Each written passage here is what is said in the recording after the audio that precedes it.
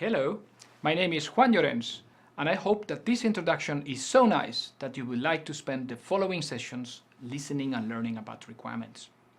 Let me start by introducing me and my colleague.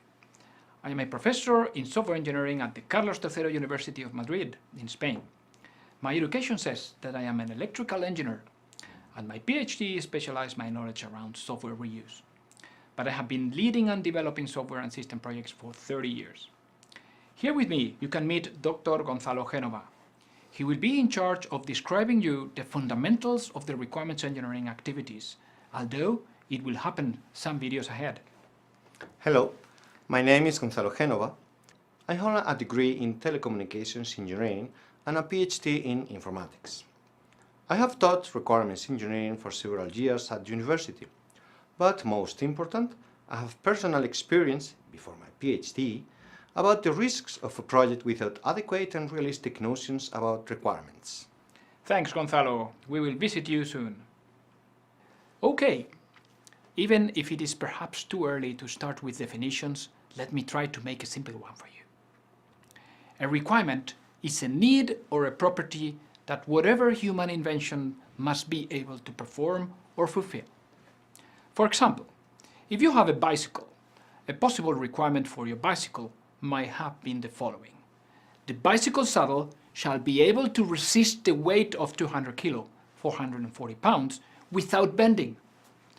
As you can imagine, requirements identification represents the foundation of whatever system to be produced.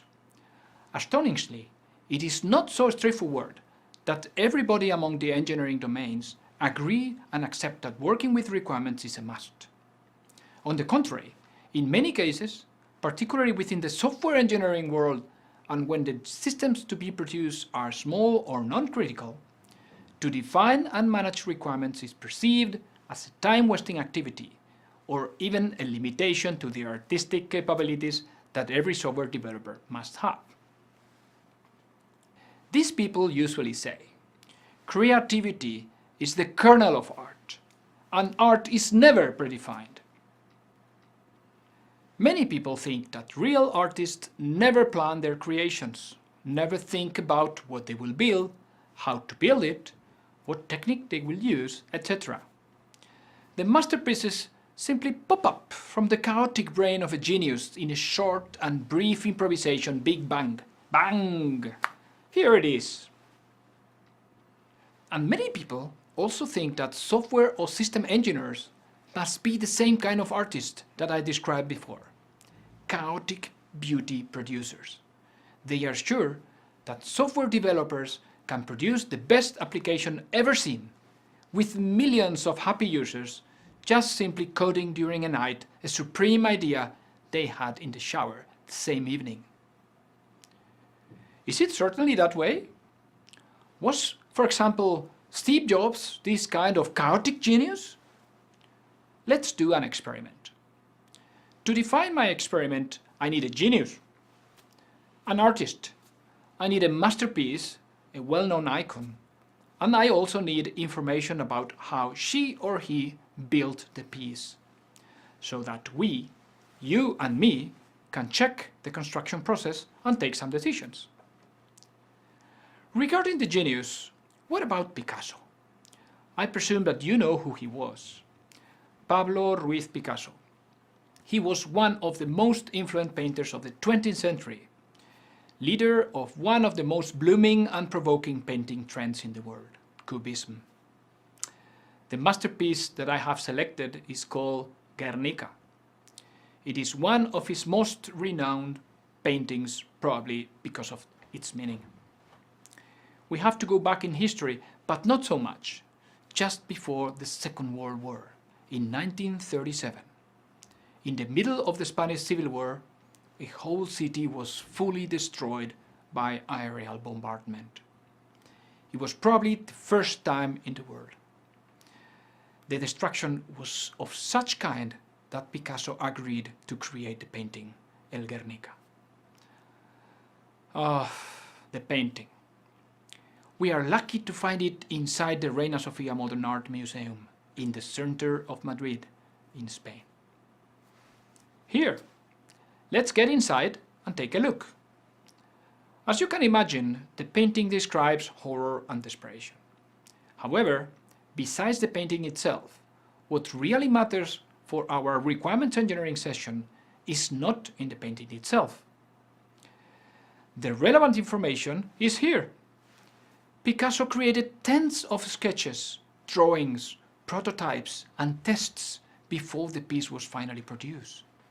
He was simply agreeing with himself what he wanted to produce. The artist, the genius, clearly specified and designed in advance his masterpiece. Okay, in case you are not convinced yet, let me propose another experiment. This time I want to do it with you. Would you like to collaborate? I would like you to build a doghouse for me. Okay, perhaps you don't have time, neither the tools to do it. So I would be happy if you simply describe how you would do it using blueprints. The trick of this experiment is that, as you are still not convinced that requirements are necessary, I will not state any specific need. Simply, as the genius you are, I will not impose any burden on your creativity to gate and design the doghouse I want. What I would like is that you spend your time designing it. You can use a paper, a CAD software, or whatever method. But please, spend your time in the experiment. Here is as I guess it will happen. Number 1.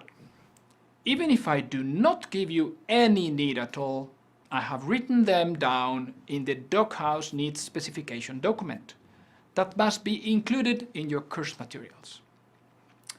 Do not read it in advance. Number 2.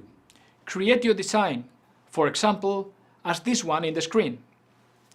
I presume that you built it without my agreement and came to me with the whole construction on a track, ready to get paid for the work. Number 3, open the doghouse needs specification document and check if your doghouse matches all the needs. Number 4, if your design matches at least half of my needs and does not have any other property that I wouldn't pay for, go out for dinner to celebrate that you are an oracle. However, I would like you to stay with us because you will probably never have this luck again. Number 5, if what I expect, your design does not match all my needs, welcome to our requirements engineering course. See you in the next lectures. We will be happy to explain you what we know about it. Bye.